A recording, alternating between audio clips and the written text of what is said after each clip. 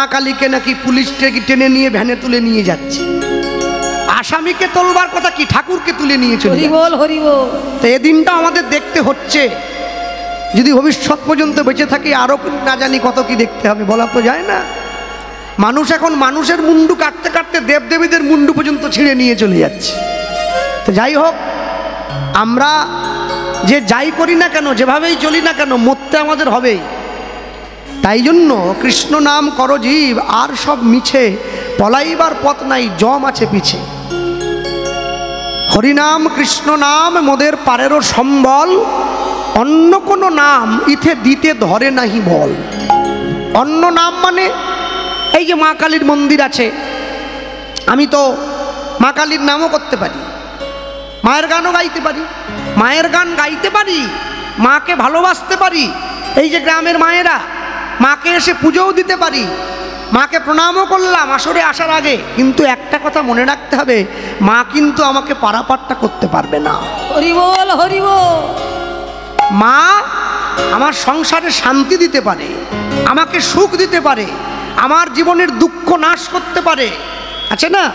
হ্যাঁ, আমার জীবনের কষ্ট লাঘব করতে পারে, কিন্তু মা আমাকে পার করতে পারবে না। মা শীতলা, মা দুর্গা, মা কালী, দেবাদিদেব মহাদেব, বাবা পঞ্চানন, এরা আমাকে পার করতে পারবে না। পার হতে গেলে আমাকে চৈতন্য মহাপ্রভুর ঘাটেই আসতে হবে। তাই গৌর হরি বল হরি বল। হ্যাঁ, আমি তিলক করেছি বলে যে আমি একা ঘাটে যাব তা নয়, আপনাদেরও আসতে হবে। আমি মালা পরলাম বলে যে আমি যাব আপনারা পড়ে রইবেন তা নয়। যে মদ খেয়ে মরে গেছে তাকেও যখন তার বাড়ির লোক কাঁধে নিয়ে যাচ্ছে বলে বলো হরি হরি বল। আর আমি সারা জীবন যে নাম করে করে আমিও যখন মরবো আমাকেও কাঁধে নিয়ে নিয়ে একইভাবে বলে যায় বলো হরি হরি বল। তফাৎ হবে না। হ্যাঁ, আপনাদের দক্ষিণ 24 পরগনা বারুইপুরের আগে একটা বড় শ্মশান ঘাট আছে, কি নাম জানো ওটা? হ্যাঁ, কীর্তন খোলা মহাশ্মশান। ওখানে মহাপ্রভু কীর্তন গাইতে গাইতে মহাপ্রভুর খোলটা ভেঙে গিয়েছিল, ওই জন্য জায়গাটার নাম কীর্তন খোলা। তো একই দিনে দুটো লোক মরে গেছে, একটা স্কুলের হেডমাস্টার মশাই আর ওই স্কুলে যে ঘন্টি বাজাতো সেই লোকটা, মানে ক্লার্ক। দুটো মরা একই দিনে এসেছে, কেউ তাকিয়ে বলছে না এটা হেডমাস্টার এটা ক্লার্ক, সবাই বলছে দুটোই মরা। মরে যাওয়ার পরে যোগ্যতা, টাকা পয়সা, সার্টিফিকেট, বেশভূষা এর কোনো দাম থাকবে না, পরিচয় একটাই, এটা মরা। যে ছেলে মেয়েকে এত কষ্ট করে মানুষ করেছি ওরা দেখি আবার আমাকে পুড়িয়ে এসে নিম পাতা চিবিয়ে ঘরে ঢোকে। কেন? পোড়াতে গেছে না, অনেক জীবাণু টিবাণু আছে, নিম পাতা চেবালে জীবাণুটা কেটে যায়। তবে আমাকে একটা জিনিস দিয়েছে, এমনি এমনি আমাকে শ্মশানে ফেলে আসেনি। হ্যাঁ, এইসব জামা টামাগুলো দিয়ে দিয়েছে, এগুলো পরে গান টান গাইতাম তো, এগুলো মরার ছোঁয়া আছে, বলে দূর কর এগুলো সব। বাবা যে খাটটায় শুয়ে মরেছে খাটটাও দূর কর, কেননা না খাটটা দূর করলে হবে না, লেপ তোষকগুলো দূর কর, খাটটা শাল কাটে রাখতে হবে। হ্যাঁ, ওটা ঠাকুরমশাইকে বলে গঙ্গা জল দিয়ে নেবো। এখন আমার হাতে যে আংটি ছিল এটা খুলে নিয়েছে, কেন? বলে সোনায় কোনো দোষ হয় না। নিয়ে নিয়েছি, আংটি নিয়ে নিয়েছে, ফ্রিজ টিভি আলমারি সব রেখে দিয়েছি, কিচ্ছু দেয়নি। ওগুলো দোষ নেই, ওগুলো সব ঠিক আছে, ওগুলো ঠিক আছে। তাহলে দোষ কিসে হয়েছে? একটা জিনিস বলছে, আমরা বাবার ছেলে তো বাবাকে এমনি এমনি রেখে আসবো না, আমরা বাবার মাথার কাছে একটা কলসি দিয়ে আসবো, মাটির কলসি। বাবার যদি জল তেষ্টা পায় বাবা খাবে তো? ও হ্যাঁ, বাবা তো বুড়ো বয়সে মরেছে, যদি উঠে বসে খেতে না পারে একটা ফুটো করে হরি বল হরি বল। একটা কাস্তে দিয়ে একটা খুব করে ফুটো করে দিয়েছে, জল চুইয়ে পড়ছে, এবারে বাপ উঠে বসে খাচ্ছে। তারপরে 11 দিন 12 দিন 14 দিন অনেক কষ্টে কোনো রকম টেউনি পরে একটু কাটিয়েই আবার সেই আগের মতো আর কি। 6 মাস পরে বাপের ছবিতে একটা ধূপও পড়ে না। এই হচ্ছে ভালোবাসা। তাই জন্য এখনো পর্যন্ত ওই যে প্রথমে বললাম কৃষ্ণ নাম করো জীব আর সব মিছে। কেন? প্রণমঃ কলিযুগ সর্বযুগ সার। একমাত্র কলিযুগকে সর্বযুগের সার যুগ বলে বলা হলো এই যুগটাকেই। কেন না হরিনাম সংকীর্তন যাহাতে প্রচার। নাম সংকীর্তন কোনো যুগে প্রচার হয় নাই, শুধুমাত্র কলিযুগে প্রচার হয়েছে। শুধুমাত্র কলিযুগের মাটিতে নাম সংকীর্তন প্রচার হলো, যে নাম মানুষের ঘরের দরজায় গিয়ে চৈতন্য মহাপ্রভু দিলেন। তবে নাম যে শুধু আপনাদেরকে দিয়েছে তা নয়, যারা আপনারা কীর্তন ভালোবাসেন আপনাদেরকে নাম দিল কে বলেছে? যারা নাম ভালোবাসে না ওদেরকেও দিয়েছে। দেখুন মহাজন লিখছে, যে ভগবানকে ভালোবাসলো ভগবান তাকেও নাম দিয়েছে, যে ভগবানকে ভালোবাসেনি ভগবান তাকেও নাম দিয়েছে। কেমনে এসব জীব পাইবে উদ্ধার, বিষয় সুখেতে সব মজেছে সংসার, বলিলেও কেহ নাহি লয় কৃষ্ণ নাম, নিরবধি করে শুধু আমিত্বের ব্যাখ্যা। যেদিন থেকে জন্ম হয়েছে সেদিন থেকে পৃথিবীতে দুটো শব্দ আমাদেরকে সবার আগে শেখানো হয়েছে, একটা হচ্ছে আমি, আরেকটা হচ্ছে আমার। তাহলে প্রথমে আমি খাবো, আমি পরব, আমি ঘুমোবো, আমি নেব, আমি জামা নেব, আমি জুতো নেব, আমি ছাতা নেব, এই যে আমি। প্রথমে আমি শিখলাম, এরপরে যখন বড় হয়েছি এবারে বাবা মা শেখাচ্ছে আমি নয়, এবারে বলো আমার, বাড়ি আমার, গাড়ি আমার, সামনের 5 বিঘে জমি আমার, ক্যানিং উত্তরভাগ ব্রিজের পাশে 30 বিঘে একটা পুকুর আছে ওটা আমার। আমি কোনোদিন চিন্তা করিনি সব যদি আমার তবে আমি কার? হরি বল হরি বল। যেদিনকে আমার দুটো চোখ বন্ধ হয়ে গেল আমি দেখলাম আমার সামনে সব সরকারি খামার, আমার আর নাই। তাহলে আমি আর আমার এই দুটো নিয়ে মারামারি চলছে আমাদের মধ্যে। মনে রাখবেন মায়েরা, কথা বলো না। আশ্চর্য কি, যে ভগবানকে ভালোবাসে সে কষ্ট পেয়েছে, যে ভগবানকে ভালোবাসে না সেও কষ্ট পাচ্ছে। এখন লোকে আমাকে বলে, দাদা তাহলে আপনারা যে হরিনাম গেয়ে বেড়ান তাহলে আপনারা কি কষ্ট পাবেন না? মানে কে বলেছে ভাই? পাবো না বলে কে বলেছে? পেতে তো হবে, তবে কষ্টের তফাৎ আছে। বলে বুঝলাম না। আচ্ছা, একটা বিড়াল যখন তার নিজের বাচ্চাটাকে কামড় দিয়ে এক জায়গা থেকে অন্য জায়গায় নিয়ে যায় তখনও কামড় দিয়ে ধরে, আবার বিড়ালটা যখন একটা ইঁদুরকে কামড় দিয়ে এক জায়গা থেকে অন্য জায়গায় নিয়ে যায় তখনও কামড় দিয়ে ধরে। দুটো কামড় দেওয়া কি এক না? যখন সে নিজের বাচ্চাটাকে কামড় দেয় তখন তার মাথায় থাকে ওর যেন না আঘাত লাগে, আর যখন সে ইঁদুরের বাচ্চাটাকে কামড় দেয় তখন কিন্তু একদম সিদ্ধান্ত নিয়েই নেয় এমন জোরে কামড়াবো যেন বাঁচতে না পারে, মরেই যেন যায়। তা ভগবানের যারা প্রিয় পাত্র হবে তারাও মরবে, কিন্তু তাদের মরণটা একটু কম কষ্টে হবে। তাহলে আপনারা বলতে পারেন অনেক মানুষ দেখছি যারা ভগবানের নাম করছে কিন্তু অনেক বেশি বেশি কষ্ট পাচ্ছে। মনে রাখবেন, যদি কোথাও কোনো ফাঁক গলতি থেকে যায় সেটা পূরণ করবার দায়িত্ব কিন্তু আমাদের, হরি বল হরি বল। অন্য কেউ পূরণ করবে না। আজকে আপনাদের গ্রামে কীর্তন হচ্ছে, এই যে লেখা আছে শ্রী শ্রী শ্যামা পূজা উপলক্ষে 8ম প্রহরব্যাপী নাম সংকীর্তন সর্বজনীন ভিক্ষার হরিবাসর পরিচালনায় সকল গৌর ভক্তবৃন্দ, স্থান কুলাড়ি বৈদ্যবাটি কালী মন্দির প্রাঙ্গণ। আজকে কুলাড়ি গ্রামের সমস্ত মানুষের কাছ থেকে কিন্তু ভিক্ষা করা হয়েছে। কি 10 টাকা 5 টাকা যে যেমন পেরেছে সকলের কাছ থেকে ভিক্ষা চেয়ে সেই পয়সাটা এক জায়গায় জমিয়ে তারপরে হরিনাম হচ্ছে। এবছর নতুন না, প্রতি বছরই হয়। তবে আশ্চর্য কি জানেন, এত কষ্ট করে আপনারা হরিনাম করাচ্ছেন, কীর্তন দিচ্ছেন, কিন্তু মনে রাখবেন হরিনামের কৃপা আপনারা তখনই পাবেন যদি হরিনাম চলাকালীন গ্রামের মানুষ সম্পূর্ণ নিরামিষ সেবা করে। তবে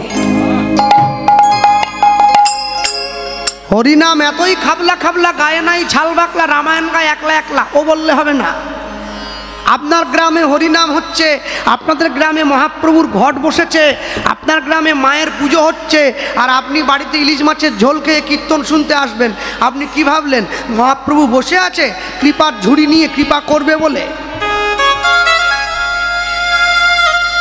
যে কদিন গ্রামে হরিনাম, আমি সব দিন বলবো না, যে একটা দিন গ্রামে হরিনাম হবে, ওই একটা দিন গ্রামের মানুষ যদি চায় তারা কিন্তু নিরামিষ থাকতেই পারে।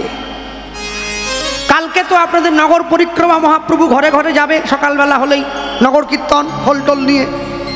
এবার নগর কীর্তন হয়ে সবার ঘর থেকে মহাপ্রভু বেরিয়ে চলে গেল, তারপরে আপনারা যার যার বাড়িতে যা যা খাচ্ছেন, কে বাধা দিচ্ছে?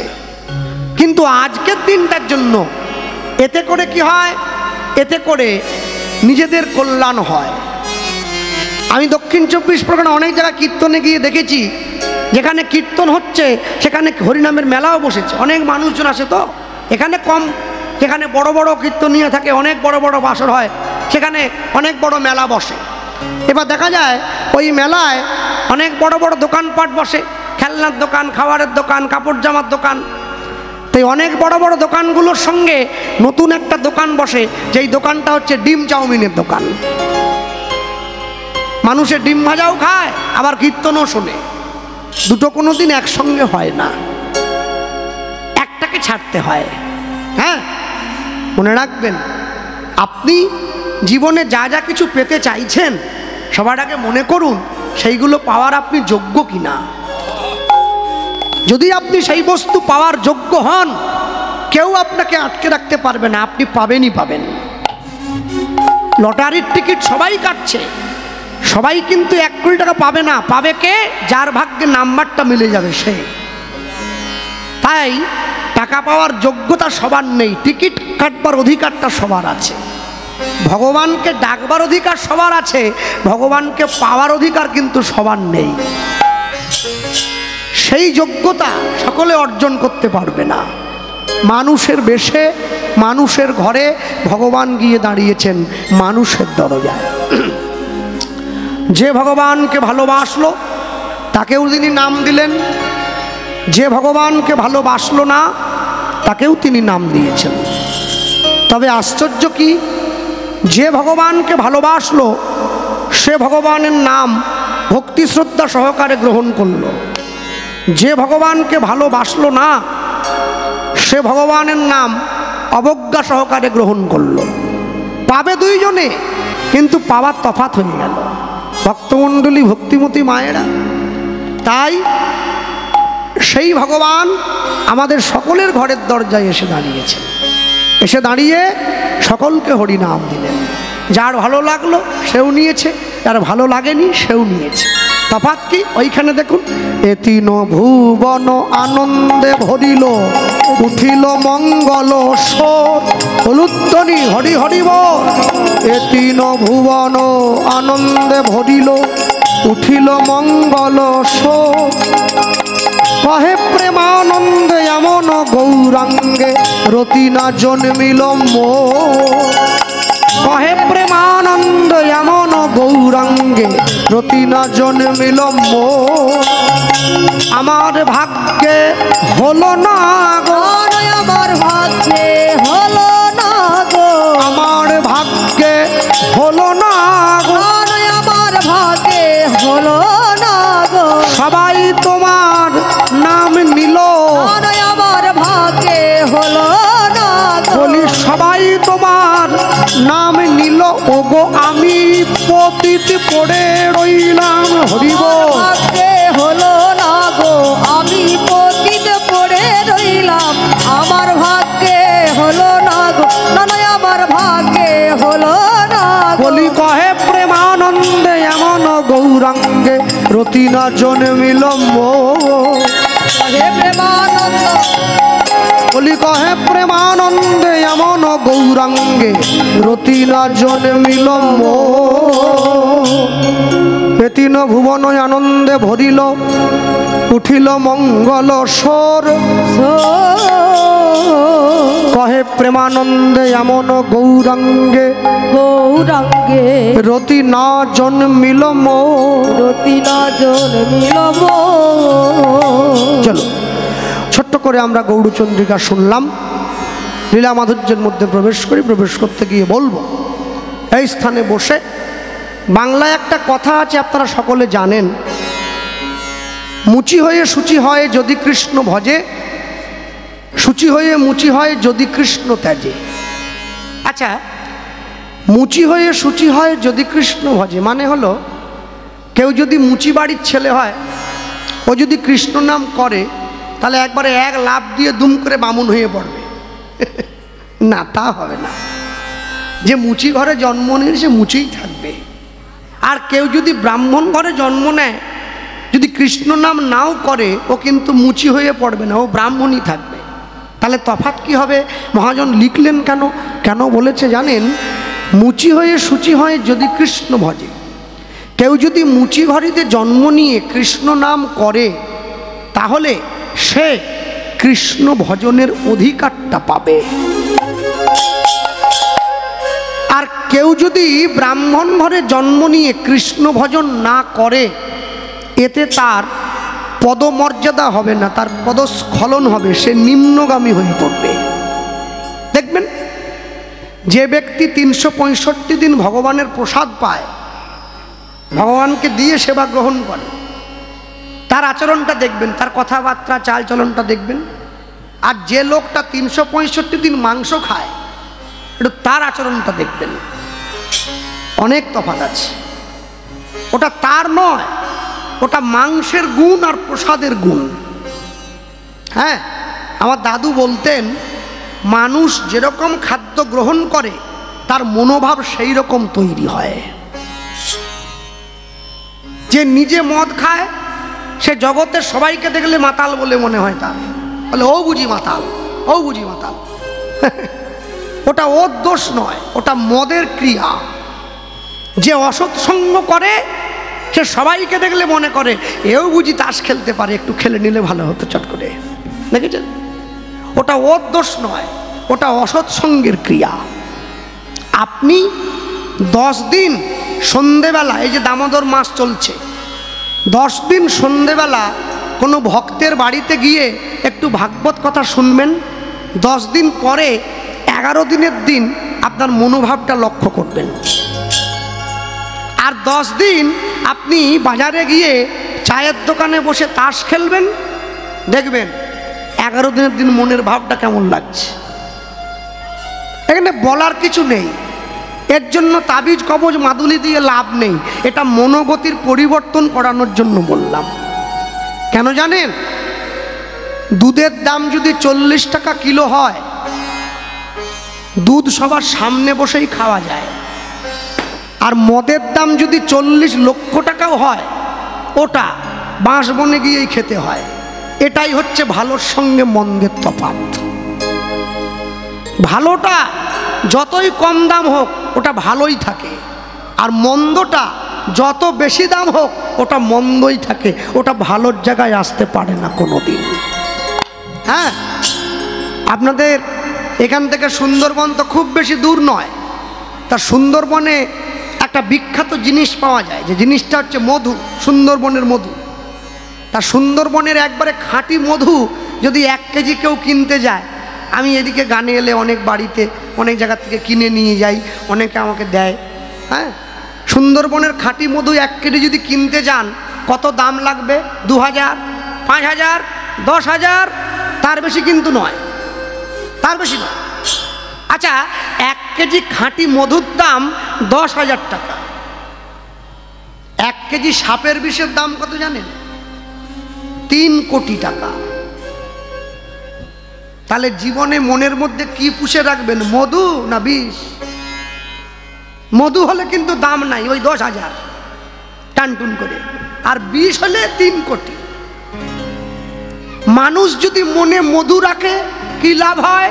তার সংসারটা শান্তিতে ভরে ওঠে, ঈশ্বরের চরণে যাওয়ার পথটা সুন্দর হয়। এটা মধু রাখার গুণ। আর মনে বিষ রাখলে কি হয়? লোকের সংসার ভাঙায়, নিজের ঘরে অশান্তি হয়, সব সময় ছেলে বৌমার সঙ্গে খিটখিট খিটখিট করে। এটা বিষ পুষে রাখার অ্যাকশন। আপনাকে ঠিক করতে হবে, চয়েস ইজ ইয়োর্স, ওটা আপনার উপরে দিয়ে দেওয়া হয়েছে। যে যেমন চাইবে ফল তার তেমনি। কেন?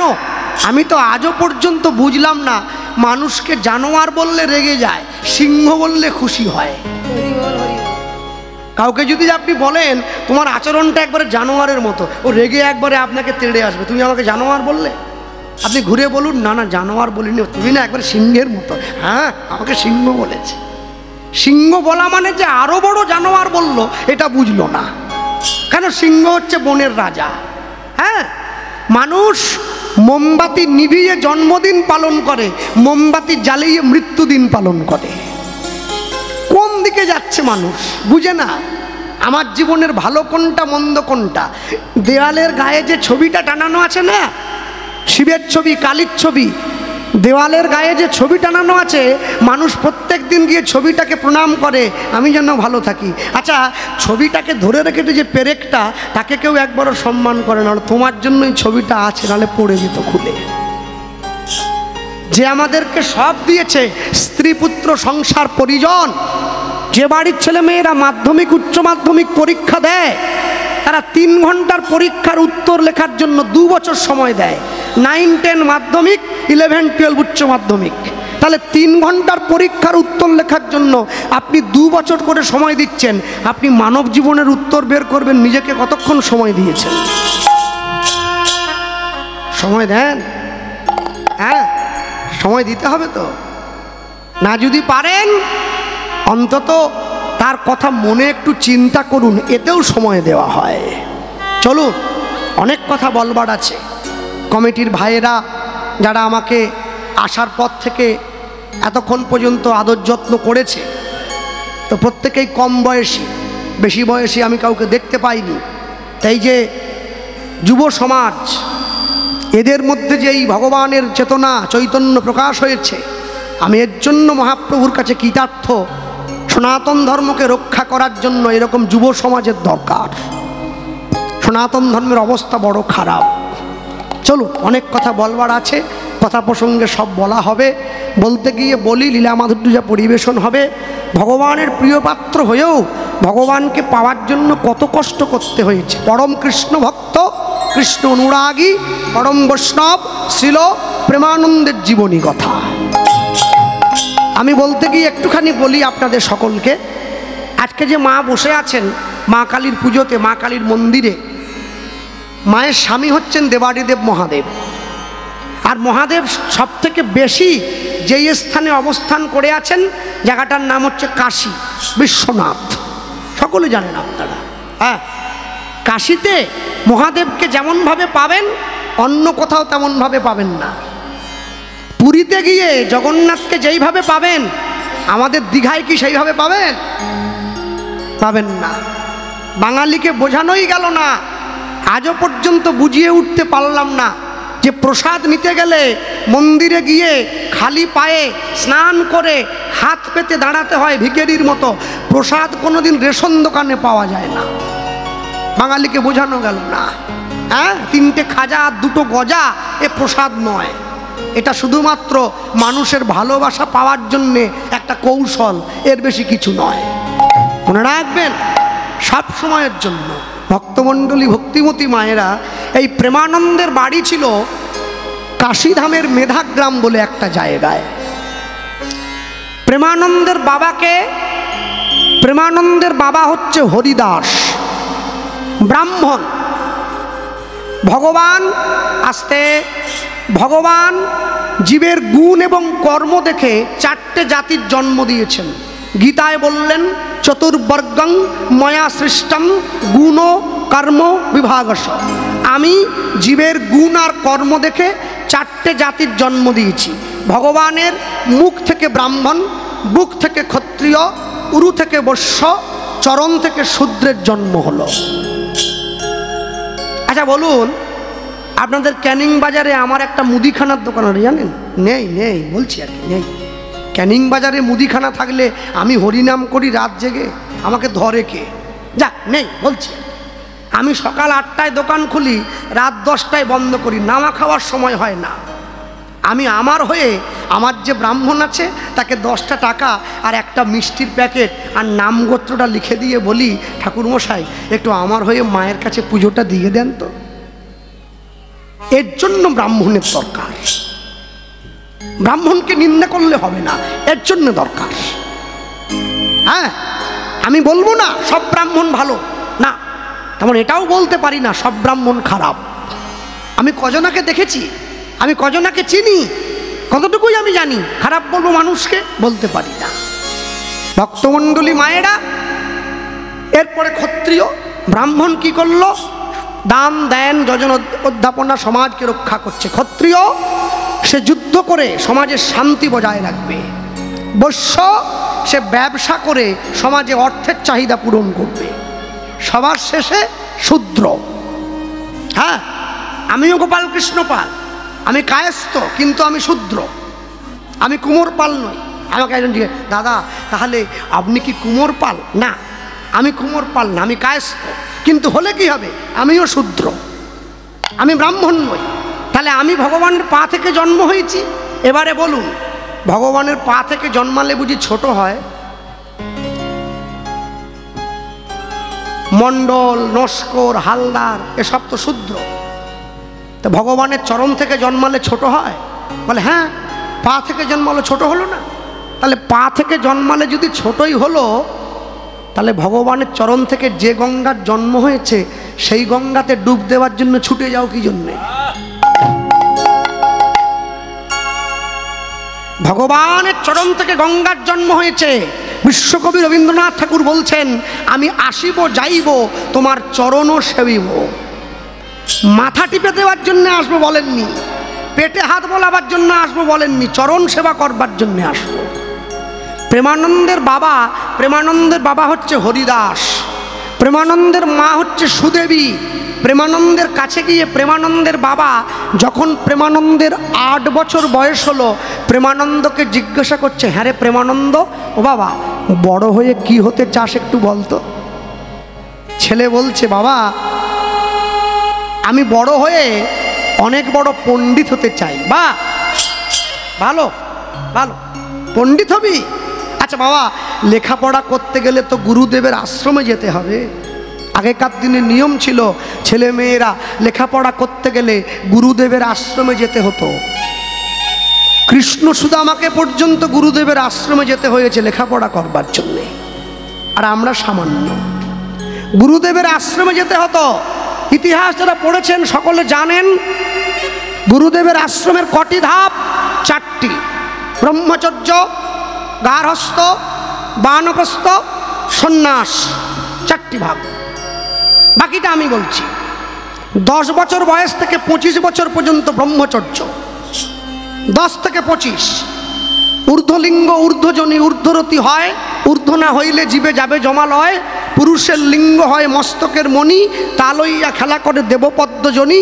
শ্রী রাধিকা হয় তার প্রেমের মহাজন, সেই মানুষের বাড়ে ওজন, তাকে বলে মহাজন। আমি সব ভেঙে বলতে পারবো না, যারা বোঝার তারা বুঝে নেন, জ্ঞানী গুণীজন বসে আছেন। 10 থেকে 25 ব্রহ্মচর্য। এরপরে গার্হস্থ, 25 থেকে 45। বিয়ে করবে, সংসারে আসবে, রোজগার করবে, স্ত্রীর তারা সন্তান উৎপন্ন করবে, গুরু দীক্ষা নেবে, ভগবানের নাম গাইবে, সংসার প্রতিপালন করবে। বানপ্রস্থ, 45 থেকে 55। নখ বড় রাখবে, চুল বড় রাখবে, জল ছেঁকে খাবে, স্ত্রীর সঙ্গে কথা কম বলবে, মেয়ে যদি উপযুক্ত হয়ে যায় মেয়ের সঙ্গে নির্জনে কথা বলবে না। এরপরে বানপ্রস্থের পরে সন্ন্যাস, 55 পরে সংসারের মায়া ত্যাগ করে নীরবে একা চলে যাবে ঈশ্বর ভজনের জন্য। মনে রাখবেন, আমেরিকায়, লন্ডনে অনেক বড় বড় বাড়ি আছে, অনেক ফর্সা ফর্সা মানুষ আছে, অনেক দামি দামি গাড়ি আছে, কিন্তু সাধু দেখতে গেলে ভারতবর্ষে আসতে হয়। আমেরিকা লন্ডনে সাধু নেই, সাধু ভারতবর্ষেই আছে। ভক্তমণ্ডলী, ভক্তিমতী মায়েরা, প্রেমানন্দের গুরুদেবকে ওই কাশীধামের রামানন্দ স্বামী প্রেমানন্দের গুরুদেব, প্রেমানন্দের বাবা প্রেমানন্দের হাতটা ধরে গুরুদেবের আশ্রমে নিয়ে গেছে। প্রেমানন্দ যাও, গুরুদেবকে প্রণাম করো। প্রেমানন্দ গুরুদেবকে প্রণাম করছে। মনে রাখবেন, জগতে যত দেবদেবী আছে, দেবদেবীদেরকে প্রণাম করবেন ডান দিক থেকে, ভগবানকে প্রণাম করবেন বাম দিক থেকে, সাধুগুরু বৈষ্ণবকে প্রণাম করবেন সামনে থেকে। প্রেমানন্দ গুরুদেবকে প্রণাম করে উঠে দাঁড়িয়েছে। আহা গুরুদেব, আপনাকে দেখেই আমার বড় ভালো লেগেছে। কি বলছে? করতালি দিয়া বলে জয় গুরু জয়। তুমি মাতা তুমি পিতা তুমি সর্বময়, তুমি মাতা তুমি পিতা তুমি সর্বময়। উলুধ্বনি হরিব করতালি দিয়া বলে, করতালি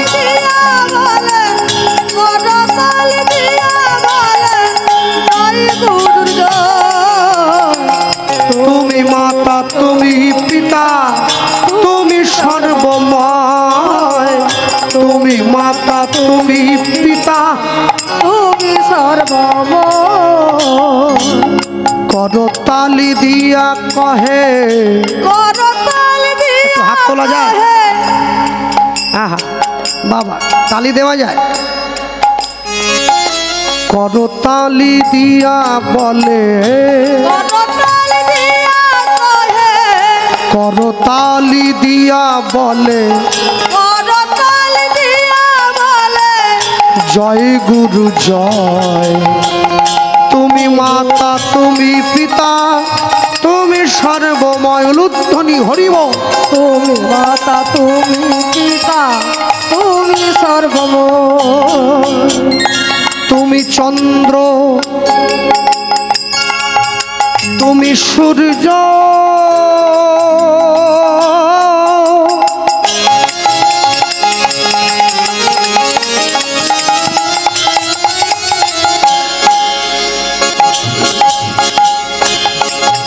পরম আশ্রয় গুরুদেব পরম আশ্রয়। তুমি চন্দ্র তুমি সূর্য,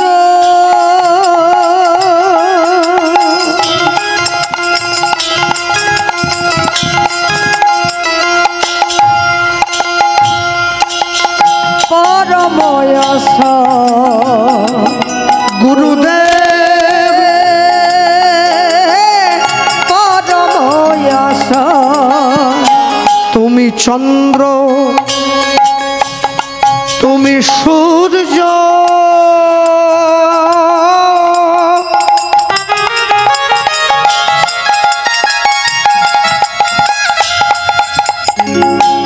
পরম আশ্রয় গুরুদেব পরম আশ্রয়। তুমি চন্দ্র তুমি সূর্য,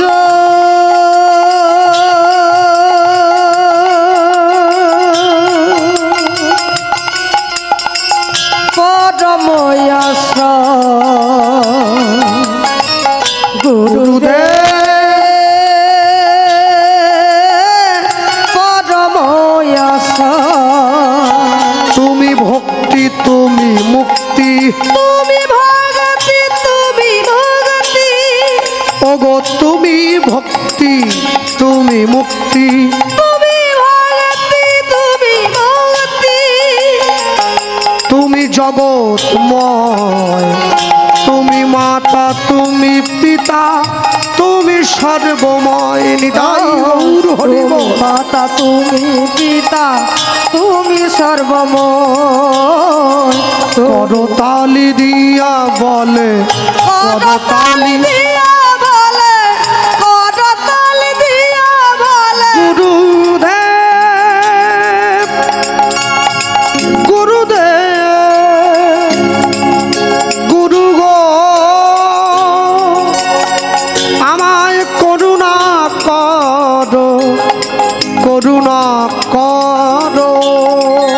ওই না নিতাই গৌর হরি হরি বল। করতালি দিয়া বলে জয় গুরুর জয়। তুমি মাতা তুমি পিতা তুমি সর্বময়, তুমি মাতা তুমি পিতা তুমি তুমি সর্বময়।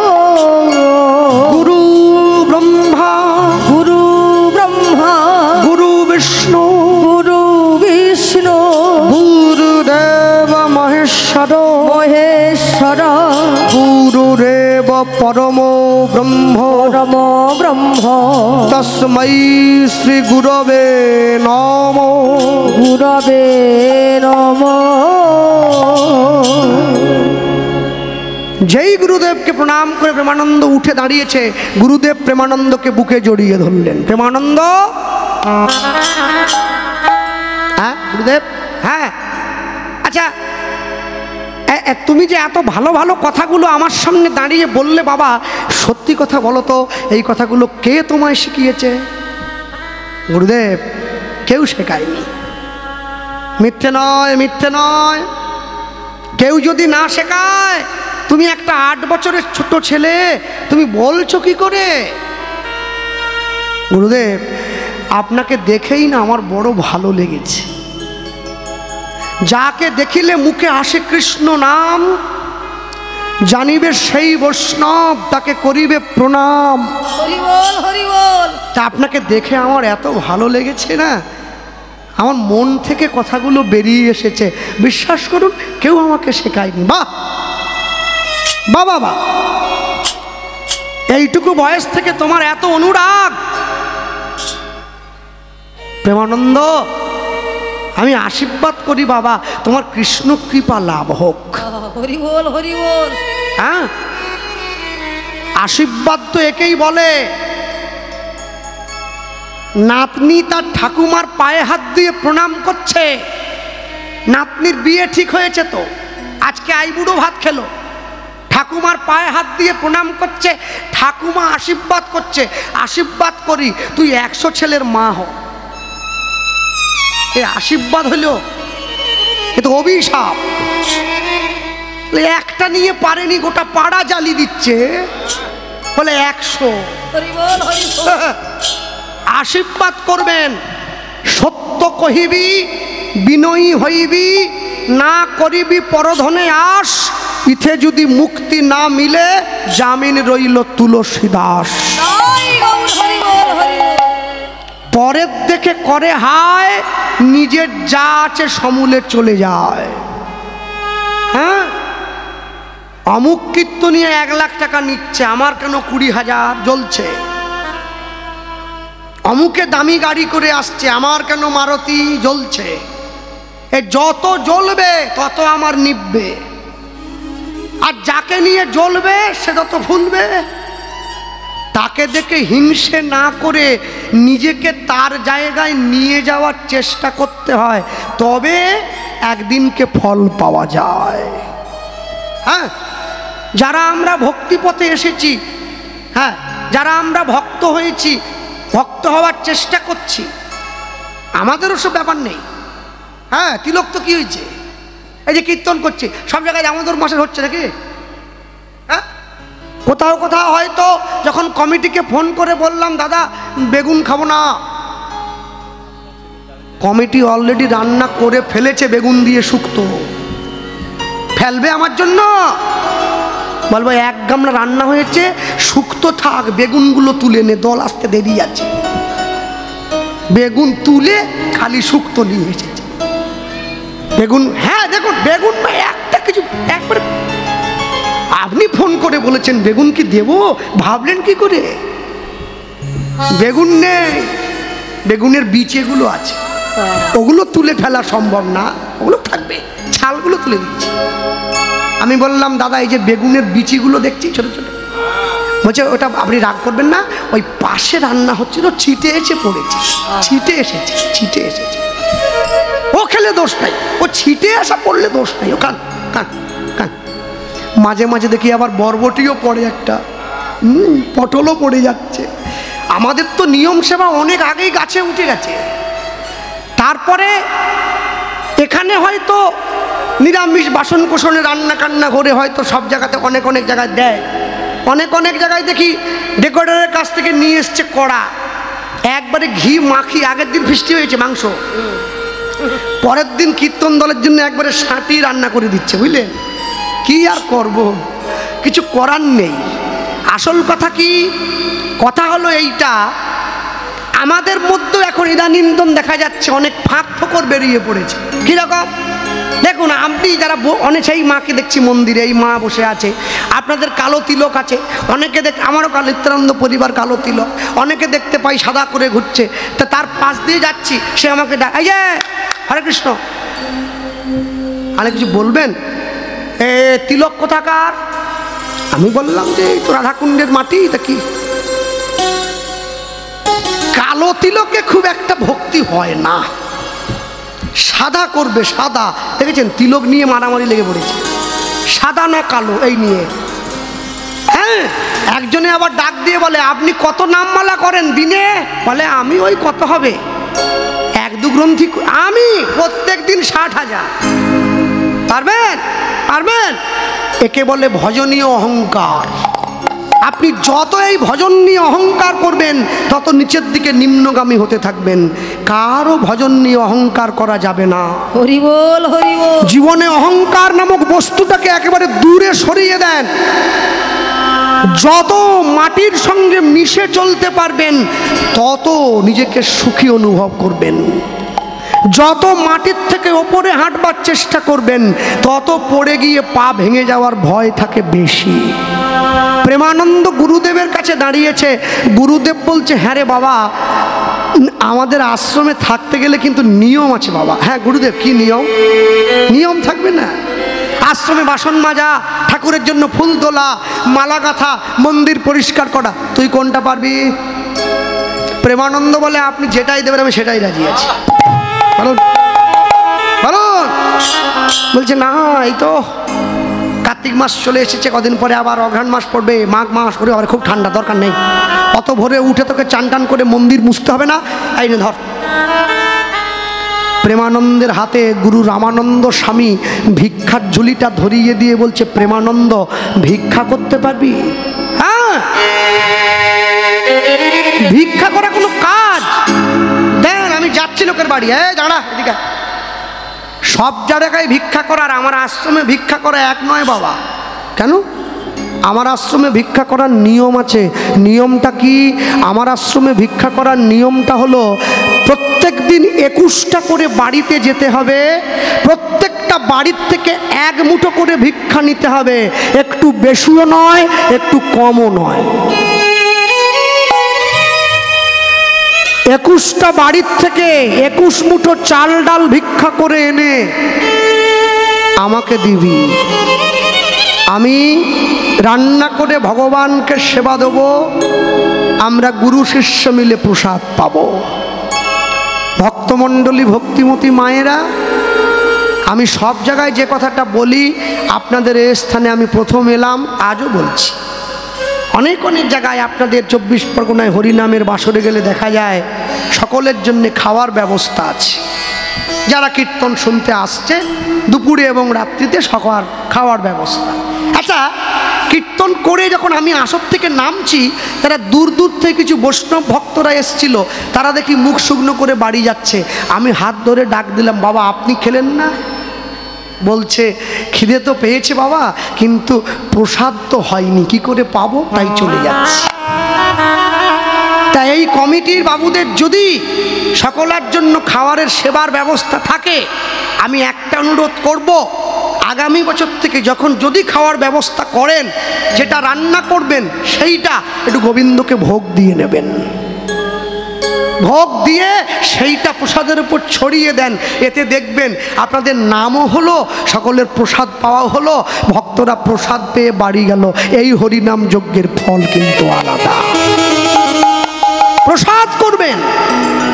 আমি একবারও বলবো না পনির করুন, কুমড়োর তরকারি, ডাল, ওটাই হোক, কিন্তু ওটা নিরামিষ ডেকোরেটরকে নিয়ে এসে বৈষ্ণব পূজারি দিয়ে রান্না করে আমার গৌর গোবিন্দকে সেবা দিয়ে সেই প্রসাদটা সকলকে দেবেন।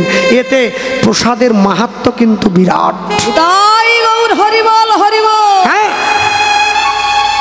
আমার মেদিনীপুরে অনেক বড় বড় মহামেলা হয়, 20,000 30,000 লোকে প্রসাদ পায়। এমনও মহামেলা হয় যেখানে একসঙ্গে প্রসাদ পাচ্ছে 50 থেকে 60,000 ভক্ত। কিন্তু সেই মহামেলায় আপনি কোনো আমিষের দোকান পাবেন না, কোনো ডিম চাউমিন পাবেন না, যা পাবেন সব ভগবানের প্রসাদ।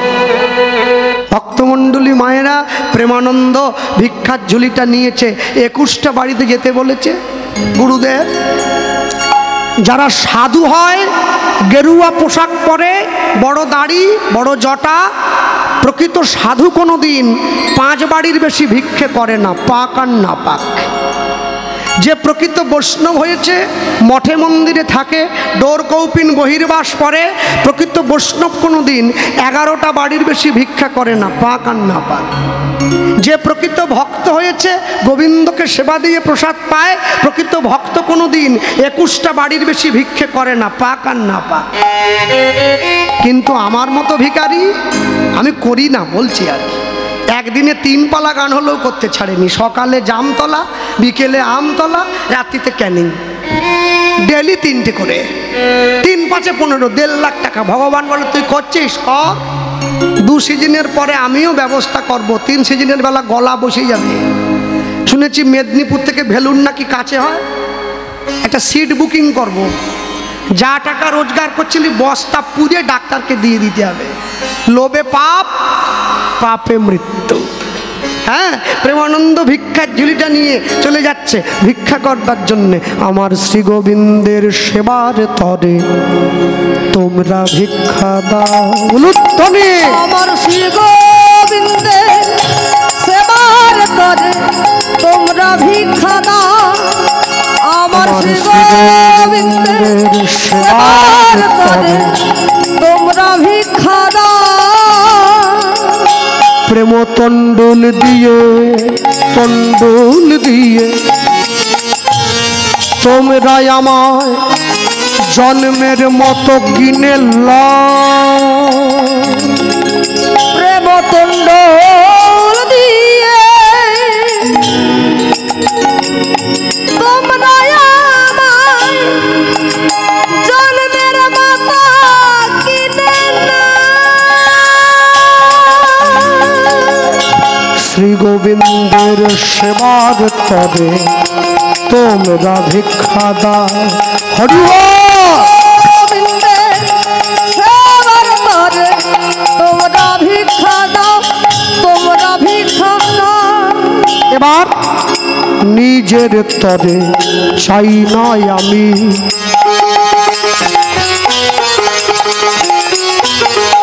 ওগো চাই যে প্রভুর সেবার লাগি। আর নিজের লাগি চাই না আমি,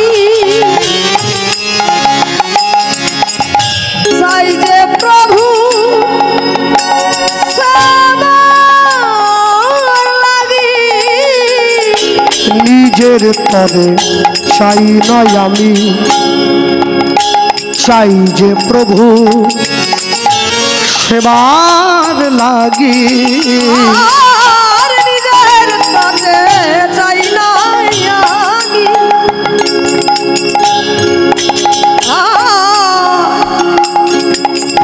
চাই যে প্রভু সেবার লাগি। ওগো বড়ই কাঙাল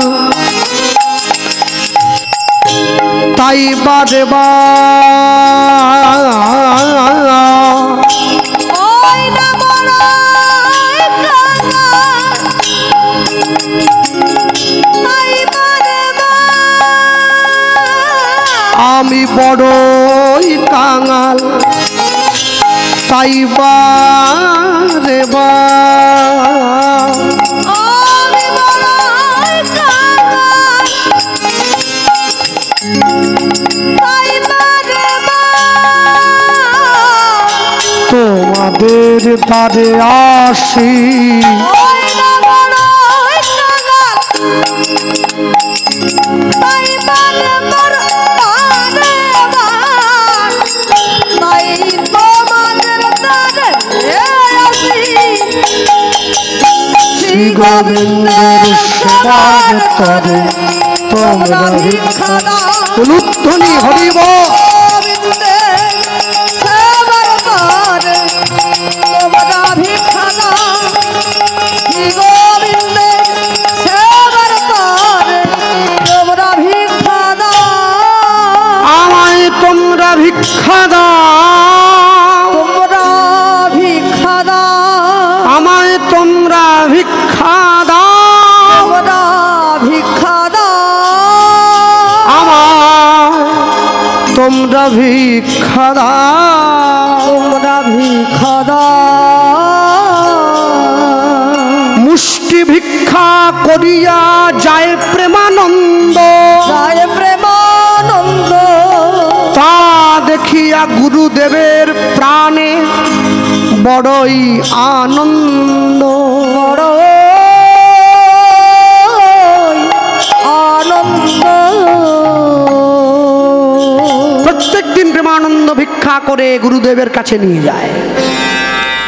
রামানন্দ স্বামী প্রেমানন্দ যা ভিক্ষা করে এনেছে সেই ভিক্ষার পুটুলি নিয়ে গিয়ে ভালো করে চাল ডাল বেছে আলাদা আলাদা করে রান্না করে গোবিন্দকে সেবা দেয়। কিন্তু রামানন্দ স্বামীর গোবিন্দ সেবার পদ্ধতিটা একটু আলাদা। মন্দিরের মধ্যে ভগবানের ঘরে ভগবানের জন্য রসই পারস প্রস্তুত করে সেই মন্দিরের মধ্যে ঢুকিয়ে দিয়ে রামানন্দ স্বামী মন্দিরের বাইরে থেকে দরজা বন্ধ করে দিয়ে এবারে ভোগারতি গেয়ে যখন উত্তরীয়র মধ্যে হাতটা নিয়ে গিয়ে আচমনটা সেরে তিনটে তালি দিয়ে মন্দিরের পর্দাটা সরিয়ে দেয়, রামানন্দ স্বামী দেখতে পায় থালায় অর্ধেকটা অন্ন থাকে না, বাটিতে অর্ধেকটা ব্যঞ্জন থাকে না, গ্লাসে অর্ধেকটা জল থাকে না। ভগবান প্রত্যেক দিন সেবা করে যায় নিজে হাতে। এই সেবাটাকে বলা হয় প্রত্যক্ষ সেবা। আর যে সেবা আমরা প্রতিদিন ভগবানকে দেই একে বলে পরোক্ষ সেবা। প্রত্যেক দিন ভগবান সেবা করে যায়। কেন? ভিক্ষা করার দ্রব্য যে ভগবান বড় ভালোবাসে। হরি বল, হরি বল। মানুষকে জীবনে দুবার ভিক্ষে করতে হয়। কখন? এক হচ্ছে মেয়ের বিয়ের সময় ভিক্ষা করতে হয়, আর এক হচ্ছে পিতা মাতার শ্রাদ্ধের সময় ভিক্ষা করতে হয়। কিন্তু জীবনে আরেকবার ভিক্ষা করতে হয়, বাড়িতে যখন হরিনাম হয় তখন একবার ভিক্ষা করতে হয়। আমি অনেক কোটি কোটিপতি মানুষ দেখে যাদের বাড়িতে আমি কীর্তন করতে যাই, তারা কিন্তু ঠিক কীর্তনের আগে আঁচল পেতে 5টা বাড়ি ভিক্ষা করে আনে। হ্যাঁ, তারা আমায় বলে, কৃষ্ণবাবু ভিক্ষা করলে অহংকার দূরে যায়। তার মানে কি আমি এটা বলবো পড়াশুনো চাকরি বাকরি ছেড়ে দিয়ে ভিক্ষা করো সকলে? সেটা আমি বলিনি। বাড়িতে হরিনাম দেওয়ার জন্য যে আয়োজন আপনি করেছেন, সেই আয়োজনে ভিক্ষা তণ্ডুল হলে আয়োজন সম্পূর্ণ হয়। প্রেমানন্দ গুরুদেবের হাতে দিয়ে দেয়। বাকিটা কিন্তু প্রেমানন্দ জানে না যে আমার গুরুদেব কীভাবে ভগবানকে ভোগ দিচ্ছে। ভক্তমণ্ডলী মায়েরা, এই যে আপনারা কীর্তন শুনতে বসেছেন, অনেকের অনেক অনেক অসুবিধা থাকতে পারে, অনেক প্রয়োজন থাকতে পারে, ছুটে উঠে চলে যাচ্ছেন।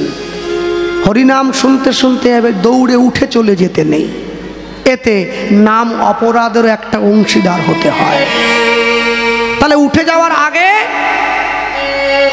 এই ডান হস্তের মধ্যম আঙুলটা দিয়ে মাটিতে একটা দাগ দিতে হয়, আমি সাক্ষী রেখে গেলাম। কিংবা পাশের মানুষকে বলে যেতে হয়, আপনি একটু বসুন, আমি একটু আসছি, দরকারটা সেরে আপনার হয়ে সে নাম শোনে। তবে হরিনামের কৃপা পাওয়া যায়। দেখবেন যেখানে কীর্তন হয়, যেখানে ভাগবত পাঠ হয়, আমি ক্যানিংয়ের দিকে অনেক ভক্ত বাড়ি আছে আমি জানি, অনেক অনেক ভাগবত পাঠে কীর্তনে গেলে আমরা শুনতে পাই যিনি গান গাইছেন তিনি বলছেন, যেইখানে হয় হরিনাম সংকীর্তন সেটাই শ্রীরাম বৃন্দাবন। তিনি বলছেন, আমরাও স্বীকার করছি, এরপর জয়ধ্বনি দিচ্ছি। এখন ভাবুন, সারা বছর আমি কীর্তন গেয়ে বেড়াই, আমার গ্রামেও কীর্তন হয়, তখন আমি গানে যাই না। তাহলে আমাকেও তো শ্রোতা হতে হবে নাকি? আমি শুধু কি গেয়েই যাব নাকি? আমি শুনবো না? আমার শখ হয় না? তবে আরেকটা অনুরোধ, হরিনাম সংকীর্তন ডায়েসে হয় না, এটা মাটিতেই ভালো হয়। মাটিতে করবেন, একদম নিচে। আর যদি উঁচু করতে ইচ্ছে হয়, মাটি থেকে 6 ইঞ্চি উঁচু করবেন, এত উঁচুতে নয়। কেন জানেন তো? মানে উঁচুতে উঠলে না পড়ে যাওয়ার ভয় বেশি। হরি বল, হরি বল। পড়ে গেলে আবার হাত টাত ভেঙে যেতে পারে। সাধু সাবধান, চোর নয় সাধু। তা আমি যে দেখি কীর্তন শুনতে, এখন মানুষে বসে আছে পাশে, কেউ পাঁপড় ভাজা খাচ্ছে, কেউ বাদাম ভাজা খাচ্ছে, কেউ ছোলা ভাজা খাচ্ছে। এখন যে দেখি কীর্তন গাইছে সে আবার বলছে যেইখানে হয় নাম সংকীর্তন সেটাই তো বৃন্দাবন, নিতাই গৌর হরি বল। হাত তুলে দিয়েছে। এখন সবাই যদি হাত তোলে, এখন আমি যদি না তুলি মান সম্মান চলে যাচ্ছে, কেন সবাই তুলেছে। তা আমার পাশে যে বসে আছে ও তো পেঁয়াজি খাচ্ছে, ও চিন্তা করছে কি পেঁয়াজি নিয়েই তুলবো, লোকে পেঁয়াজি দেখলে আবার নজর লেগে যাবে, ব্যাপার একটা, পেট খারাপ হতে পারে। ও কি করলো জানেন, পেঁয়াজিটা কোলের উপরে হরি বল, আবার হাত নামিয়ে আবার পেঁয়াজি নিয়ে আবার খাচ্ছে। হ্যাঁ, বৃন্দাবন পেঁয়াজি খাওয়ার জায়গা, বৃন্দাবন পাঁপড় খাওয়ার জায়গা। মুখে বললে হবে না, অন্তর থেকে সম্মান দিতে হবে। ভক্তমণ্ডলী, ভক্তিমতী মায়েরা প্রেমানন্দ গুরুদেবের হাতে এনে দেয়, গুরুদেব সেবা দেয়। ভগবান মনে মনে চিন্তা করছে, প্রেমানন্দ এত সহজে আমাকে পাওয়া যায় না গো, এত সহজে যদি কৃষ্ণ পাওয়া যেত তাহলে সবাই তো কৃষ্ণ পেয়ে যেত, জগতের মানুষ তো আর বাকি থাকতো না কৃষ্ণ পেতে। আমি তোমায় একটু বাজিয়ে দেখব না আমাকে পাওয়ার জন্য তুমি যোগ্য কিনা। আমি শুরুতেই বলেছিলাম কথাটা, আপনি ভগবানকে ভালোবাসতে পারেন, ভগবানের ভালোবাসা আপনি পাবেন কিনা সেই যোগ্যতা আগে আপনাকে অর্জন করতে হবে, তবেই আপনি তার প্রিয় পাত্র হবেন, না হলে হবেন না। হরি বল, হরি বল। তা আমি তোমাকে একটু বাজিয়ে দেখব। আজকে যখন সকালবেলায় প্রেমানন্দ ভিক্ষার ঝুলিটা নিয়ে ভিক্ষা করতে বেরিয়ে যাচ্ছে, হঠাৎ করে আকাশের পশ্চিম কোণায় কালো একটা মেঘ উঁকি দিল। আস্তে আস্তে সেই কালো মেঘে পুরো আকাশটা ভরে গেল, ঝমঝম করে বজ্রবিদ্যুৎ সহকারে বৃষ্টি নেমে এলো।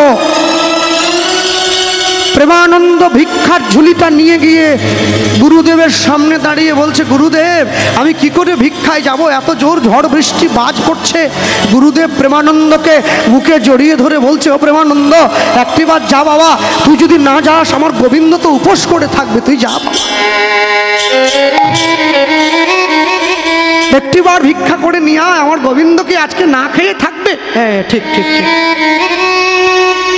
ভগবানকে তো না খাইয়ে রাখা যাবে না। ভিক্ষার ঝুলিটা কাঁধে নিয়ে প্রেমানন্দ বেরিয়ে পড়ল গ্রামের পথে। কানতে কানতে মানুষের দরজায় গিয়ে টোকা দিচ্ছে, মা একবার দরজাটা খোলো মা, আমাকে এক মুঠো ভিক্ষা দাও, আমি প্রেমানন্দ। দরজার ভেতর থেকে আওয়াজ আসে, প্রেমানন্দ আজ নয় কালকে আসিস, আজকে আশ্রমে ফিরে যা বাবা, আজকে যা। গ্রামের পর গ্রাম ঘুরছে, এক মুঠো ভিক্ষার দানা কেউ দেয়নি যে গুরুদেবের হাতে এনে দেবে। জমিদার বাড়ির পাশ দিয়ে চলে যাচ্ছে, এমন সময় তাকিয়ে দেখছে জমিদারের ঘরণী, জমিদারের স্ত্রী দোতলার বারান্দায় বসে বৃষ্টির শোভা দেখছে। আর যখনই প্রেমানন্দ চলে যাচ্ছে জমিদারের ঘরণী ডাক দিল, দাঁড়া, কে রে? যেই ডাক দিয়েছে প্রেমানন্দ দাঁড়িয়ে পড়েছে, এদিকে আয়। এত ঝড় বৃষ্টির মধ্যে একটা কুকুর ছাগল রাস্তায় বেরোয়নি। এই এই চোর বদমাস নাকি রে, এদিকে আয়। যেই চোর বলেছে কাছে গিয়ে, মা আমি চোর নয়, আমার নাম প্রেমানন্দ। প্রেমানন্দ? এইরকম নামের কোনো ছেলের নাম তো গ্রামে। দাঁড়িয়ে থাক ওখানে, দাঁড়িয়ে থাক, যাবি না, দাঁড়িয়ে থাক। জমিদারের ঘরণী নিচে নেমে এসেছে, এদিকে আয়। এই এই এই এই খোকা, কি নাম বললি? মা আমার নাম প্রেমানন্দ। না দেখে অবশ্য চোরের মতো মনে হচ্ছে না, ভালো বাড়ির ছেলে মনে হয়, আবার গলায় একটা পইতেও আছে। এই তুই তুই এই ঝড় বৃষ্টির দিনে কোথায় বেরিয়েছিস? ও মা আমি আমি আমি আমি একটু ভিক্ষা কর। হ্যাঁ তোর বাবা মা তো বলিহারি যাই, এই ঝড় বৃষ্টিতে ঘন ঘন বাজ পড়ছে, জোরে হাওয়া দিচ্ছে, গাছ ভেঙে পড়ছে, আর তোর পিতামাতা কেমন রে, তারা জীবনের পরোয়া না করে তোকে ভিক্ষা করতে পার। মা, আমার বাবা মা আমাকে পাঠায়নি, আমার গুরুদেবের নির্দেশ। বলিস কি রে? এই বর্তমান সময়ে এইরকম গুরু ভক্তি কারো আছে রে, যে গুরুদেবের নির্দেশে নিজের প্রাণের মায়া ত্যাগ করে ভিক্ষা করার জন্য বেরিয়েছে? এই তুই এই বাবা, এ বাবা, এই আমার কাছে আয়, আমার কাছে আয়, কাছে আয় বাবা, কাছে আয়, তো কাছে আয়। তো তোর গুরুদেবের নামটা আমায় বল তো, তোর গুরুদেবের নামটা আমায় বল। তোর গুরুদেব তো ধন্য রে, তোর মতো শিষ্য পেয়েছে, নামটা বল। আমার গুরু বাড়ি নবদ্বীপ, জানেন? আর গুরুদেব প্রায় আমাকে ফোন করে, কৃষ্ণ একবার মুর্শিদাবাদে গানে গেলে একবার আমার আশ্রম হয়ে যেও। হ্যাঁ, আমি বলি বাবা আজকে হবে না, এবারে টাইম নেই, এবারে সময় নেই, এবার তাড়া আছে। দুবার তিনবার ডাকার পর যখন গুরুদেবকে না বলে দিয়েছি, এবার চারবারের বার ফোন করে আবার যখন নিমন্ত্রণ দিচ্ছে, গুরু পূর্ণিমায় আসিস কিন্তু। আমি বললাম বাবা এবারে হবে না, কলকাতায় কীর্তন আছে যে। আমার গুরুদেব আস্তে আস্তে করে কাঁপা কাঁপা কণ্ঠে আমাকে ফোনের ওপার থেকে বলছেন, আচ্ছা আমি যতবার ডাকছি আমাকে না করে দিচ্ছিস, জমে ডাকলে না বলতে পারবি তো? হরি বল, হরি বল। জম যদি এসে ডাকে যে গোপাল কৃষ্ণ তোমার সময় হয়ে গেছে, তোমায় চলে যেতে হবে, তুই কি জমকে বলবি আজকে আমার কুলাড়িতে কীর্তন আছে, আমি কীর্তনটা গেয়ে তারপরে যাব? হবে না, হবে না। তাই কতদিন রবে এইভাবে, আর অবিলম্বে করো যাহা করিবার। জমিদারের ঘরণী প্রেমানন্দকে ডাক দিয়ে জিজ্ঞাসা করছে, ও বাবা তোর গুরুদেবের নামটা একবার বল দেখিনি, শুনি অন্তত। হ্যাঁ, আমার গুরুদেবের নাম কি জানো? আমার গুরুদেবের নাম রামানন্দ স্বামী। চমকে উঠলো, কি বললি? কি নামটা বললি? কি নামটা বললি? আমার আমার আমার গুরুদেবের নাম রামানন্দ স্বামী। ছুটে গিয়ে বুকে জড়িয়ে ধরেছে, প্রেমানন্দ রে, প্রেমানন্দ রে। যে গুরুদেবের নাম তুই বললি তুই জানিস সে কে? তোর গুরুদেব এমন গুরুদেব যে তার নিজের আশ্রমের ওই পাতার কুঁড়ে ঘরে রাধা গোবিন্দকে নামিয়ে এনেছে সাক্ষাৎ। তুই তার শিষ্য। গুরু মিলে লাখে লাখে, শিষ্য মিলে এক, শিষ্য মিলে লাখে লাখে, গুরু মিলে এক। ও বাবা, তোর মতো ভক্তের, তোর মতো গুরু ভক্ত শিষ্যের চরণ ধুলি যদি আমার এই কুটিরে পড়ে, আমার এই গৃহটা যে ধন্য হয়ে যায় না। ভিতরে আয়, ভিতরে আয়। প্রেমানন্দের হাতটা ধরে জমিদারের ঘরণী ঘরের মধ্যে নিয়ে গিয়ে বলছে, ও বাবা, ও বাবা, তুই তুই তুই কি যেন বলছিলি? মা, আমার গুরুদেবের নির্দেশে আমি ভিক্ষা করতে বেরিয়েছি। বোকা ছেলে, হ্যাঁ, এই ঝড় বৃষ্টির দিনে কেউ ভিক্ষা দেয় রে? অমা, আমি এসেই যখন পড়েছি, প্রেমানন্দ বলছে তুমি তাহলে আমাকে এক মুঠো ভিক্ষা দিয়ে দাও, তারপরে বাকি বাড়িতে যাব। জমিদারের ঘরণী বলছে, কেন এক মুঠো কেন? ওরে আমার স্বামী জমিদার, চাল ডাল টাকা পয়সার অভাব নেই, এক মুঠো কেন দেব? মা, আমার গুরুদেবের যে নিয়ম আছে গো মা, একটা বাড়ির থেকে এক মুঠোর বেশি নিতে পারবো না। জমিদারের ঘরণী বলছে, তুই কত দূরে ভিক্ষা করতে এসছিস সেটা তুই জানিস? তোর গুরুদেব তো জানতেই পারবে না কত গুঁড়ো বাড়ির থেকে কি ভিক্ষা করলি। শোন, আজকে আমি তোকে 21 মুঠো ভিক্ষা দিয়ে দেবো, তুই গুরুদেবকে গিয়ে বলবি 21টা বাড়ির থেকে 21 মুঠো ভিক্ষা করেছিস। গুরুদেব জানতেও পারবে না, আমারও ভিক্ষা দেওয়া হয়ে যাবে, আর তোরও গোবিন্দ সেবা দেওয়া হয়ে গেল। প্রেমানন্দ মনে মনে ভাবছে তাহলে তো জমিদারের ঘরণী ঠিকই বলেছে, গুরুদেব তো আর জানতে পারবে না। হ্যাঁ মা তাহলে নিয়ে এসো, তাহলে দাও। ভিক্ষার ঝুলিটা বাড়িয়ে দিয়েছে। জমিদারের ঘরণী ভালো ভালো চাল ডাল সবজি, হ্যাঁ সব কিছু এক জায়গায় করে 21 মুঠো তুলে নিয়েছে সোনার থালায়।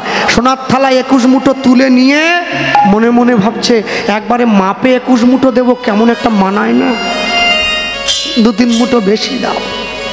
আরো বেশি করে দিয়ে প্রেমানন্দের ঝুলিতে দিচ্ছে।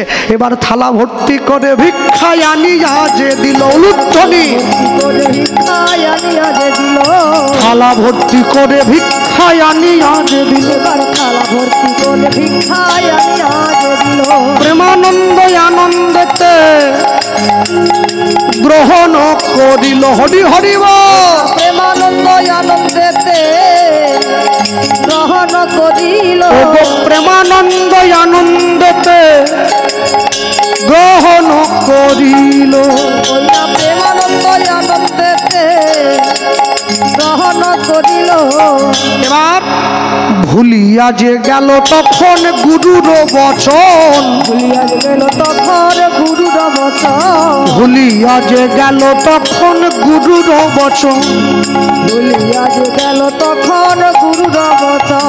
ওগো ভিজিতে ভিজিতে আইলা আশ্রমে তখন, ওই না ভিজিতে ভিজিতে আইল আশ্রমে তখন, ওই না ভিজিতে ভিজিতে আইলা আশ্রমে তখন, ওই না ভিজিতে ভিজিতে আইলা আশ্রমে তখন।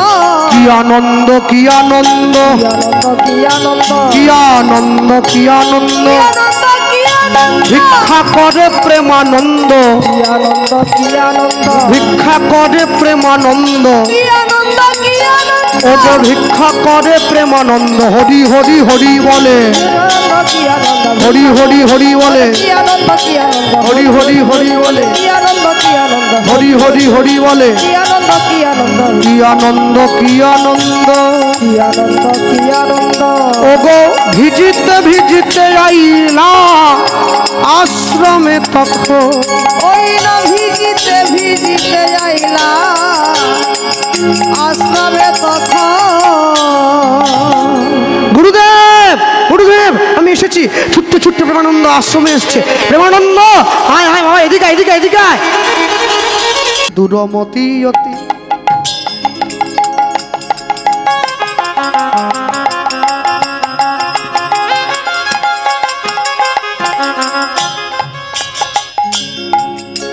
দুরমতি দুরমতি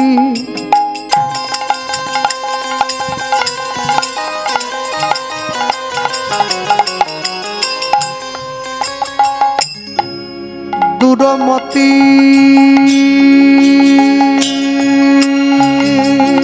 অতি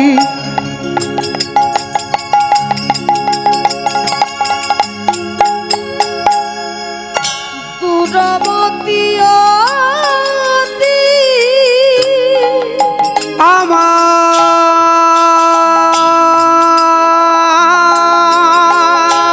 আমার আমার আমার প্রাণে গোরা,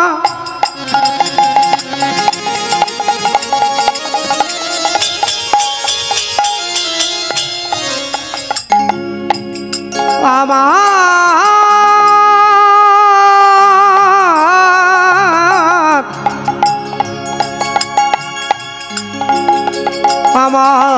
আমার গোরা গোরা,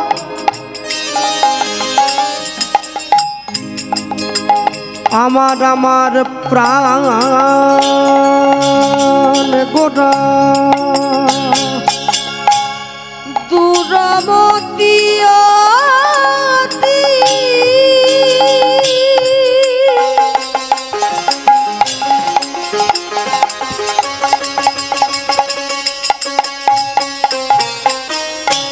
ওই না পতিত পাষণ্ডী, ওই না দুরমতি অতি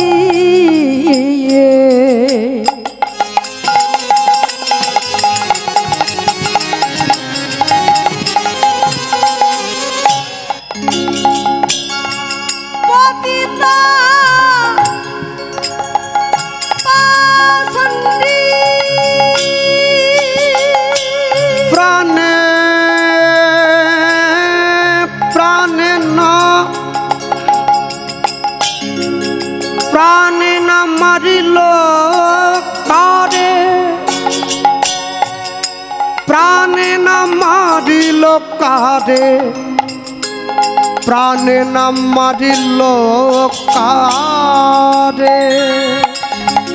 ওই না দুরাবতী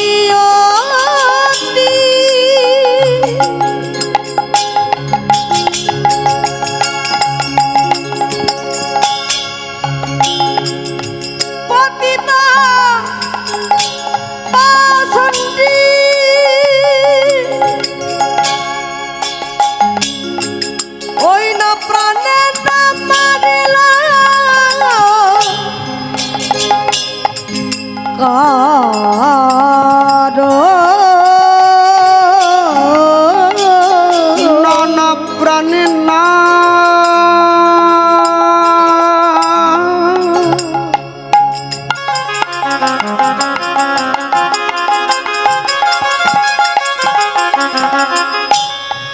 প্রাণে না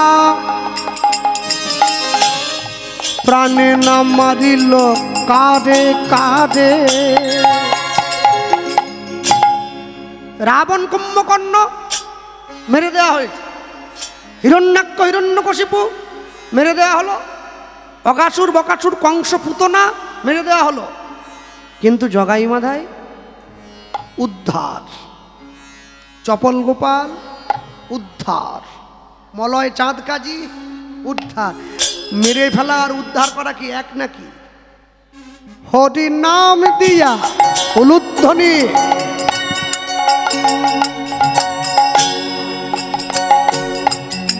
ওগো হরি নাম দিয়া হরিবল হরিবল জীবের হৃদয় শোধিল, যাচি গিয়া সবার দ্বারে দ্বারে। হরিনাম দিয়া হৃদয় সরিল, জাতি জীবের দ্বারে দ্বারে গিয়া। হরি নাম দিয়া জীবের হৃদয় শোধিল, যাচি গিয়া জীবের দ্বারে দ্বারে। হরিনাম দিয়া ওই না হৃদয় সরিল, যাচি জীবের দ্বারে দ্বারে দ্বারে দ্বারে। বলি যেচে সেধে হরি নাম দিল, ওই না যেতে সেধে হরি নাম দিল। বলি যেচে সেধে হরি নাম দিল, ওই না যেতে সেধে হরি নাম দিল। ওই যে জাতের বিচার না করিল, যেতে সেধে হরি নাম দিল। ওই যে জগাই মাধাইয়ের মতো মাতালকে হরি নাম বিলায়, ওই না যেতে সেধে হরি নাম দিল। ওই যে মলয় চাঁদ কাজীর মতো মুসলমানকে কৃষ্ণ নাম বিলালো, ওই না যেতে সেধে হরির নাম দিল। ওই যে চপল গোপালকে উদ্ধার করিল, যেতে সেধে হরির নাম দিল। ওই যে হরি নামে হরিকে নামায়ে আনলো, নিতাই গৌর হরি দিল হরি নামে হরি নামায় আলো, যেতে সেধে নাম দিল। ওই না যেতে সেধে নাম দিল, হরি নাম দিয়া হৃদয় শোধিল, যাচি গিয়া জীবের ঘরে ঘরে। হরি নাম দিয়া হৃদয় শোধিল, জাতি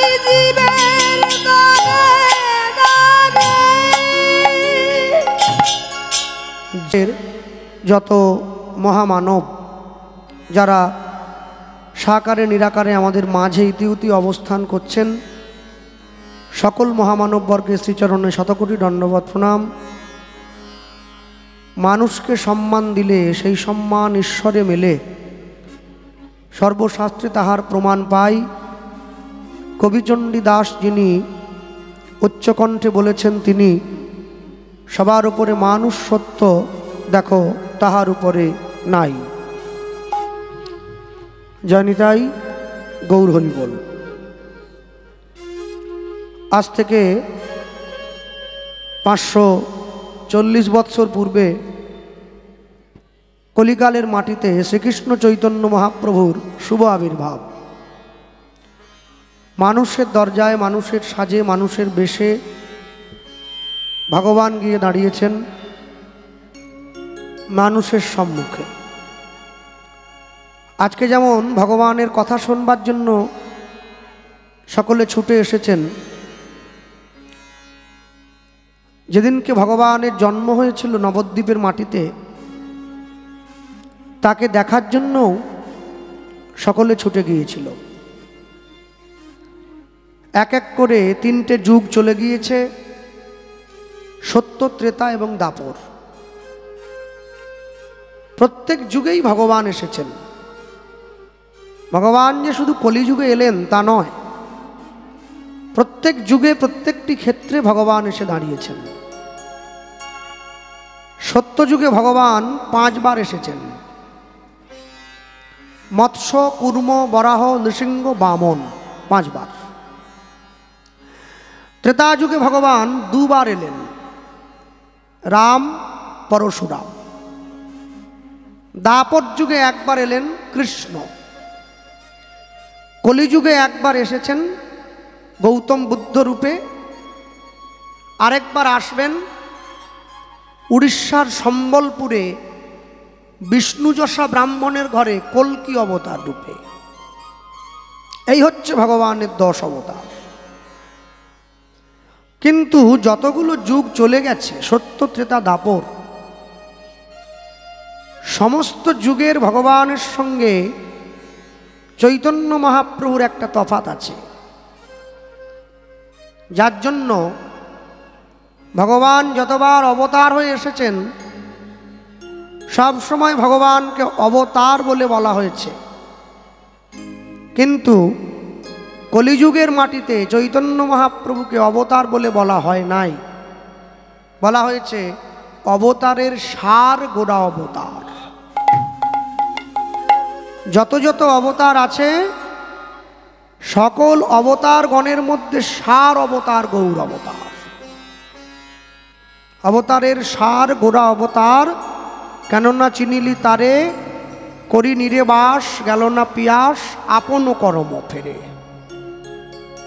আবার কোনো কোনো মহাজন পদে দেখা যায়, কে যাবি ভাই ভবসিন্ধু পার, ধন্য কলি যুগ ধন্য চৈতন্য অবতার। আবার কোনো কোনো পদে দেখা যায়, বড় অবতার ভাই বড় অবতার, পতিতেরে বিলাওলো প্রেমেরও ভাণ্ডার। যত যুগে, বাকি 3টে যুগে যে ভগবান এলেন, 3টে যুগে ভগবানের সঙ্গে এই যুগের ভগবানের তফাৎ কি? বাকি 3 যুগে ভক্ত ভগবানের দরজায় ছুটে গেছে। যে ভগবানকে ভালোবাসে সে ভগবানের কাছে ছুটে গেল। কলিযুগের মাটিতে ভগবান ভক্তের দরজায় ছুটে গেল। যে ভগবানকে ভালোবাসে না, এটা জানার পরেও ভগবান তার দরজায় ছুটে গেছে। জগাই মাধায়ের মতো মাতালকে হরিনাম দিয়েছে। এই যে আমার আগে আপনারা অগ্রবর্তী কীর্তনিয়া যে লীলা প্রচার করলেন, আমি শুনছিলাম বাসায় বসে, খুব সুন্দর গেয়েছেন। আমি যদিও তাকে ব্যক্তিগতভাবে চিনি না, পরিচয় নেই আমার সঙ্গে, কিন্তু ভালোটা ভালো। বৃষকেতু তাকে হত্যা করে তার সেই আশিষ্ট, আশিষ্ট মানে মাংস, যা ভগবান পরীক্ষার ছলে নিতে এলেন, কুশকেতুর মাংস খেতে এলেন কর্ণের ঘরে। আচ্ছা, কলিযুগের কোনো বাবা মায়ের ঘরে যদি ভগবান এইরকম পরীক্ষা করবার জন্য আসে, আপনারা দেবেন এই পরীক্ষা? নিজের ছেলেকে মেয়ের কেটে রান্না করে ভগবানকে দেবেন? বলে আমার তোমার যদি কৃষ্ণ প্রাপ্তি নাও হয় তবু তুমি যাও। কেটে খাওয়ানো দূরের কথা, যদি ধরে আনতে বলে তাতেই তো দেব না। কেটে রান্না তো অনেক দূরস্থ। একটা আঙুলকেও চিপে দিলে আমার ছেলের গোটা পাড়ায় এক থানায় খবর দিয়ে একবারে এসপি পর্যন্ত ফোন করি আমার ছেলে আঙুল চিপে দিয়েছে। আর এ মাংস রান্না মানে তো অনেক বড় ব্যাপার হয়ে যাচ্ছে। তো ভগবান জানে এত বড় পরীক্ষা এরা দিতে পারবে না। তাই জন্য আমাদের মতো কলিযুগের জীবের জন্য কোনো পরীক্ষাই রাখেননি তিনি। তিনি একটা কথাই প্রচার করলেন, কৃষ্ণ নাম কর জীব আর সব মিছে, পলাইবার পথ নাই দেখো জম আছে পিছে। কৃষ্ণ নিজে বলছেন, ভগবান নিজে বললেন, এ কথা চৈতন্য মহাপ্রভুর মুখে প্রচার, সকলে জানেন আপনারা। তাহলে চৈতন্য মহাপ্রভুকে রাধা কৃষ্ণ মিলিত তনু শ্রী গৌরাঙ্গ।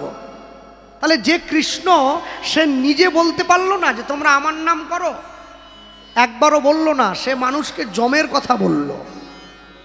কেন? কৃষ্ণ জানে আমি কৃষ্ণ হয়ে যদি কৃষ্ণ নাম করতে বলি জীব করবে না, মানুষে উল্টো ব্যাখ্যা করবে, বলে নিজেকে বড় করার জন্য চলে এসছে। হ্যালো, ওই জন্য ভগবান বললেন আমার নাম করার দরকার নেই, অন্তত জমের ভয়ে নাম তো করো। কেন? আর কিছু না হোক এইটুকু মানুষ জানে যে ম্যান ইজ মর্টাল, মানুষ মরণশীল, মরতে হবেই, কেউ বাঁচতে পারবে না। মাইকেল জ্যাকসন 150 বছর বাঁচতে চেয়েছিলেন, অক্সিজেন দেওয়া বিছানায় ঘুমোতেন। তিনি যে খাবারটা খেতেন সেই খাবারটা তাকে খাওয়ানোর আগে 40 বার পরীক্ষা করেন ডাক্তার দিয়ে খাবেন কিনা। নিজের দেহের অঙ্গ প্রত্যঙ্গগুলো দান করার জন্য 40 জন লোক ঠিক করে রেখেছিলেন যে আমার কিডনি যদি নষ্ট হয়ে যায়, চোখ যদি নষ্ট হয়ে যায়, ঠোঁট যদি নষ্ট হয়ে যায়, ওরা দান করবে। তাহলে ইচ্ছে কি ছিল? 150 বছর বাঁচবো। কোথায় 150? 50 বছরেই জীবনের সমাপ্তি টানতে হয়েছে। রাবণের তো কত ইচ্ছে ছিল, আমি স্বর্গ পর্যন্ত সিঁড়ি বানিয়ে দেবো, এতে মানুষ একবারে হেঁটে স্বর্গে চলে যেতে পারে। তা আজকাল পরশু করে আর সিঁড়িটা বানানোই হলো না, রাবণকে চলে যেতে হলো। অতএব পৃথিবীতে প্রত্যেকটি জীব তারা জন্ম যখন হয়েছে সকলকে মরতে একদিন হবে। অতএব মানুষে আর কিছুর ভয় পাক আর না পাক, মৃত্যু ভয়টা অন্তত পাক। এই বুঝি মরণ এসে আমাকে টেনে নিয়ে গেল। হ্যাঁ, আমি তো গতকালকে একটা খবর দেখছিলাম, আপনারা দক্ষিণ 24 পরগনায় কোন জায়গায়